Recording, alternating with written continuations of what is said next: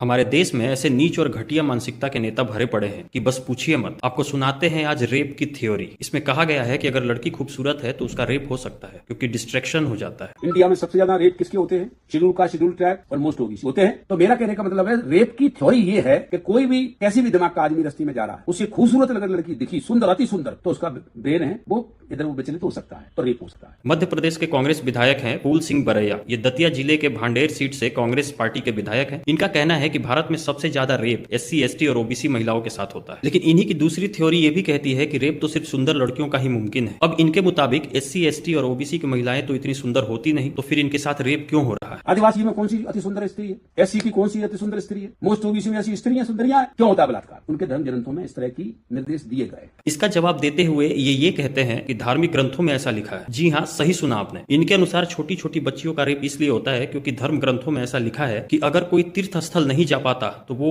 ST, SC समुदाय के महिला के साथ सहवास कर ले, यानी उसके साथ सो जाए, तो उसे घर बैठे ही तीर्थ का फल मिल जाता है। चमारे में तो ये लिखा है कि इस जाति के साथ सहवास करने पर ये तीर्थ का फल मिलेगा, इसके साथ ये सहवास करने पर फलाना तीर्थ का मिलेगा, इसके वजह करेगा। तो अब वो नहीं जा पाता उस तीर्थ को, उन धर्म ग्रंथों में जो लिखा है नहीं जा पा रहा। तो घर बैठे विकल्प क्या दिया गया है? घर बैठे इनकी औरतों को पकड़ करके सहवास कर दो तो फल मिल जाए। इनका तर्क है कि बड़ी महिलाएं ऐसा करने के लिए अलाउ नहीं करेंगी, इसलिए ये हवस के पुजारी बच्चों को निशाना बनाते हैं। यानी धर्म ग्रंथों के नाम पर रेप को सरेआम जस्टिफाई किया जा रहा है। तो कोई तैयार हो जाएगा इसके लिए? तो क्या करेगा? फिर अंधेरे उंधेरे में वो क्या करेगा? पकड़ने की कोशिश करेगा। एक व्यक्ति एक महिला का कभी रेप नहीं कर सकता अगर वो सहमत नहीं, तो नहीं करेगा। फिर इसलिए 4 महीने की बच्ची के साथ, 10 महीने की बच्चियों के साथ, 1 साल की बच्चियों के साथ रेप सुने आपने? सुने हैं? क्यों होते हैं? उसके ऑर्गन्स का रेप के लिए तैयार है क्या? नहीं, उसे दिखाई देता है कि इस जाति की महिला के साथ या लड़की के साथ रेप करूंगा तो मुझे वो फल मिलेगा। एक रेपिस्ट की मानसिकता की इतनी अच्छी अंडरस्टैंडिंग आपकी अपनी आपराधिक सोच को दर्शाती है। यह कोई ऐसा बयान नहीं है जिसे आप स्लिप ऑफ टंग कहकर टाल दें। यह आपकी सठियाई हुई बीमार मानसिकता का रिफ्लेक्शन है। आप महिलाओं के लिए जो ब्यूटी स्टैंडर्ड सेट कर रहे हैं ना, वो न सिर्फ महिला विरोधी है, दलित विरोधी है, बल्कि घोर आपराधिक है। और हद तो यह है कि ये SC, ST और OBC को हिंदू मानने से भी कतरा रहे हैं। हिंदू धर्म ग्रंथों में, हाँ, उनके ग्रंथों में। अब हिंदू है कि नहीं है, मैं उनके ऊपर मुझे कुछ नहीं कहना, उनके ग्रंथों में। इतना सब होने के बाद उम्मीद थी कि कांग्रेस पार्टी उन्हें बाहर का रास्ता दिखाएगी, लेकिन क्या हुआ? और हद तो तब हो गई जब कांग्रेस के सीनियर नेता दिग्विजय सिंह इनके बचाव में उतर आए। दिग्विजय सिंह का कहना है कि बरैया जी ने तो बस एक किताब, हरिमोहन झा की किताब का हवाला दिया था, ये उनके अपने शब्द नहीं है। वाह,